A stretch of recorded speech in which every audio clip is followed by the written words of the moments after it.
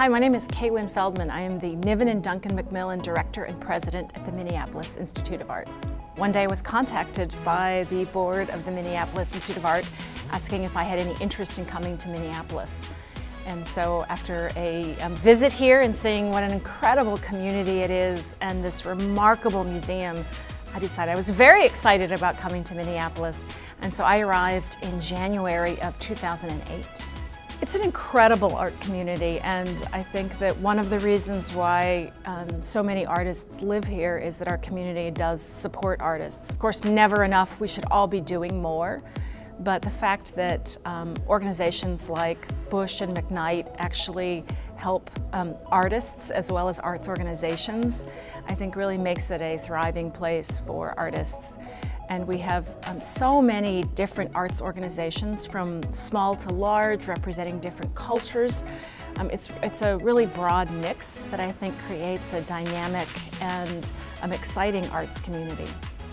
So here at M.I.A. we believe that art is an expression of the human lived experience, and we want to be sure to represent all facets of the expression of artists here at the museum.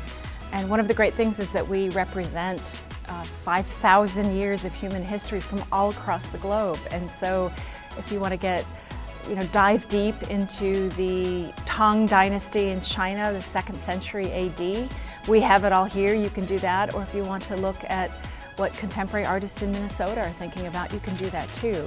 So Art and Healing is not a complete anomaly for us, but it is a different kind of exhibition because the whole exhibition started through a call from Philando Castile, the mother of Philando Castile.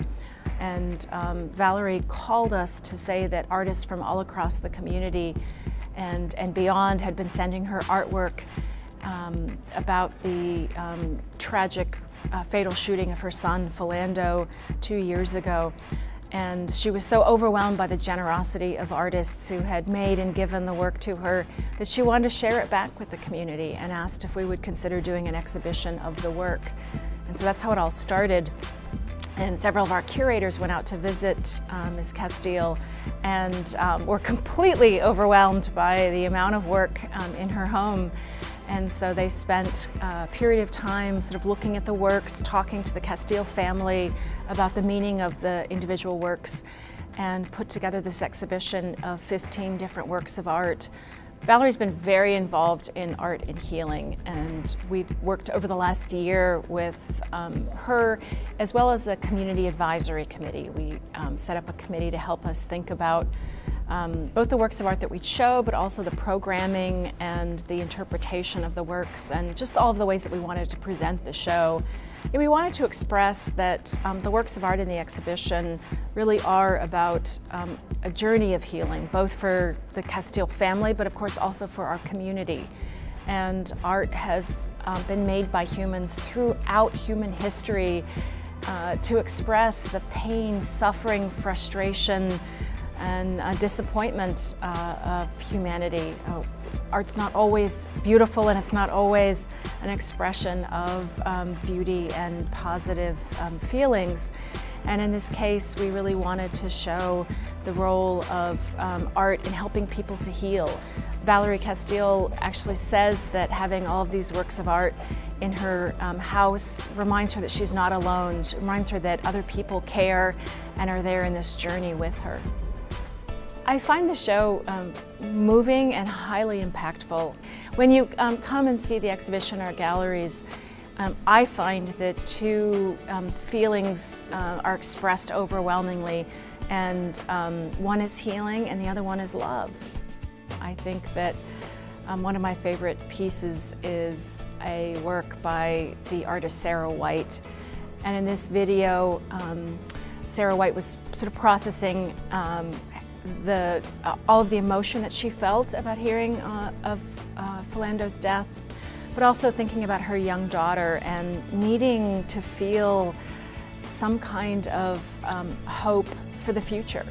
And so she and her daughter danced as an expression of their need to feel hope and also joy in their life together, in being Black, And I find it a really, really moving video as this beautiful little girl looks out at us and sort of implores us to be a part of a hope for the future. We've had a very positive response to the exhibition. I think the fact that this historic, strong institution here is acknowledging the pain in our community and really stepping up to issues of discrimination and social justice is important. And we find that our younger audiences really demand that the museum think about contemporary issues and reflect what the community is thinking about, the highs and the lows, the joys and also the struggles. And so this exhibition is really about us being a responsive institution.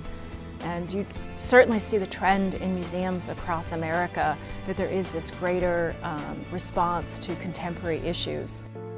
We've had lots of programming with this exhibition. We brought in Brian Stevenson, the founder of the Equal Justice Initiative, and he spoke to a packed house about his incredible work freeing unfairly incarcerated, particularly African Americans. It was a really moving, powerful talk. We have to get to know other people, that we have to change the narrative and not accept the what he calls the othering that happens across America. Really get to know people. Artists in our community always need more opportunities to show. So actually I would express that M.I.A. does show art from all across the spectrum, and so some of our audience really wants to just come and have a quiet moment looking at works of art on the wall, and they don't want to think about contemporary issues. We have plenty of places where they can do that. So it's not an either or, it's a yes and, we have both. What does a new America look like? Museums used to have this phrase of outreach, that we were going to reach out and do things for other people. And it's really changed now to a more collaborative approach, that we're listening to the community and working together with the community to serve the needs and never feel that we have anything that we're going to do for others. We're going to partner with the community to do together. We often say here that the status quo is the scariest place to be, that everything around us is changing, and so we have to be agile so that we can change with it. I absolutely encourage artists to engage with us. We have a curatorial team here that's delighted to make studio visits to get out and see what people are doing and making. So whether it's a painting, a drawing, a sculpture, a performance piece, these are all expressions of the human lived experience. The Minneapolis Institute of Art is open every day except Monday. We're open late on Thursdays and Fridays, and the museum's free. We're the People's Museum, so people can come and access us in any way they want to at almost any time.